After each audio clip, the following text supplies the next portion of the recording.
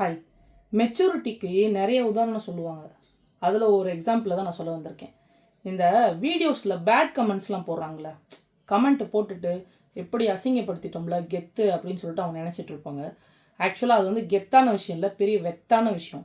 அந்த மாதிரி ஆளுங்க வந்து பெரிய இம்மெச்சூர்டு பர்சன். மெச்சூர்டான பர்சன் யார் தெரியுமா?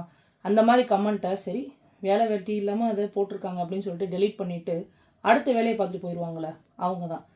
ஆக்சுவலாக அந்த பேட் கமெண்ட் போடுறது மூலிமா சம்மந்தப்பட்டவங்களுக்கு மட்டும் அந்த வீடியோவில் போய் சேர்றது கிடையாது. அந்த பப்ளிக் கமெண்ட்ஸில் யாரெல்லாம் வந்து பார்க்குறாங்களோ அவங்க எல்லாருமே அதில் அட்லீஸ்ட் ஒரு 2 பேருக்காவது 3 பேருக்காவது பார்க்குறவங்களுக்கு அந்த பேட் கமெண்ட் போட்டவங்கள இவ்வளோ ஒரு கேவலமாக கமெண்ட் பண்ணுறாங்கன்னா அவங்க எவ்வளோ கேவலமான ஒருத்தராக இருப்பாங்கன்ற யோசனை நிச்சயம் வரும்.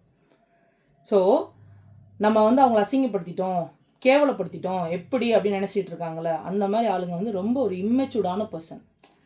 ஸோ நிறைய பேர் பார்த்துருக்கீங்களா, இந்த செலிபிரிட்டி அக்கௌண்ட்ஸ்லாம் இருப்பாங்களே, செலிபிரிட்டிஸ்லாம் நிறைய பேர் அந்த மாதிரி கமெண்ட் என்ன பண்ணியிருப்பாங்கன்னா டெலிட்டே பண்ணாமல் விட்டுருப்பாங்க. அது காரணம் என்ன தெரியுமா? எனக்கு டைம் இல்லை அதெல்லாம் உட்காந்து பார்த்துட்டு இருக்கிறதுக்கு அப்படின்றத தாண்டி இப்படி கேவலமானவங்களாம் இருக்காங்க, அதை என் கமெண்ட் செக்ஷனில் வரவங்களாம் பார்த்து தெரிஞ்சுக்கோங்க அப்படின்னு சொல்கிறத இன்டைரக்டாக சொல்கிற ஒரு விஷயம். ஸோ அந்த மாதிரி அவங்க மெச்சூர்டாக பிஹேவ் பண்ணிட்டு போயிடுவாங்க. இப்படி கேவலமாக நம்ம கமெண்ட் போட்டு அவங்கள கஷ்டப்படுத்துவோம் அப்படின்னு ஒரு அற்ப சந்தோஷத்தில் இருக்கிறவங்க மாதிரி ஒரு இம்மெச்சூர்டான பர்சன் யாருமே கிடையாது. Have a happy day.